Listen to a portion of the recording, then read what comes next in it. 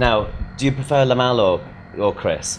Well, when I'm working, I'm LIMAHL. Yeah. To my mum, I'm Christopher. Called Christopher. So, just jumping back just a wee bit.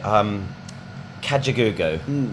Obviously, you lead singer of Kajagoogoo. What I remember most about you was your hair. Yeah. You had fantastic. Yeah, it was all my fault. In fact, you really started a trend, didn't you? Well, I poke fun at that, you know, on the when I perform live. I always say, you know, I'll say to the audience, hands up all those who had a big hairstyle in the 80s. Of course, we get lots of hands. Yeah. And I say, well, it was my fault. You know, I know that. I didn't know at the time that it was going to have that effect. Yeah. You know. But actually, the story of my hair was 5 years before Kajagoogoo, I was in one of my first theatre shows called Godspell. And in Godspell, there were 6 girls and 6 guys, and all the girls were very different looking. There was a brunette, a blonde, somebody had curly hair, somebody had wavy hair. All the guys looked the same. They had like this mousy brown wavy hair. Went to the director and I said, I quite fancy going blonde, you know. I said, then I'll look different to the rest of the guys. And he said, okay.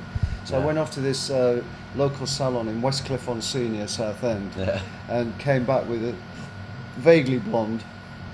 And then it just progressed with adding some black bits. Yeah. So by the time Kajagoogoo, you know, hit the charts, my hair had been like that for quite a while. But everybody assumes, you know, which is what would happen today, the conglomerate record company would employ the style guru who would, you know, design their image and their clothes and the whole thing.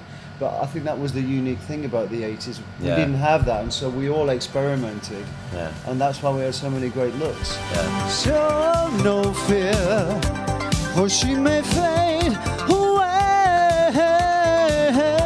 Since Kajagoogoo, though, you've had quite a few hits apart from that. How did Never Ending Story come about? Because that was a great song.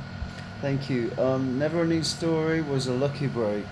You know, in a music career, you can have a lot of people working behind the scenes. You know, you've got your managers, your producers, your publishers, your record company, your publicist, and all that stuff. And even beyond all that, you still need a lady luck. Yeah. And I was in Tokyo at the Tokyo Music Festival, and I met Giorgio Moroder, the writer and producer, and he was doing the music for the film, which was the best-selling book of all time in Germany. Yeah. And in German, the Never Ending Story translates to Die unendliche Geschichte. Don't ask me to repeat that. Which you don't want to say after a few beers. No. But that was the best-selling book of all time. They were making it into a movie. That kind of made sense. And I was Kajagoogoo with these sort of big teeny stars in Germany, and it was a children's film initially. So they kind of put the two together, and that's how I got the gig.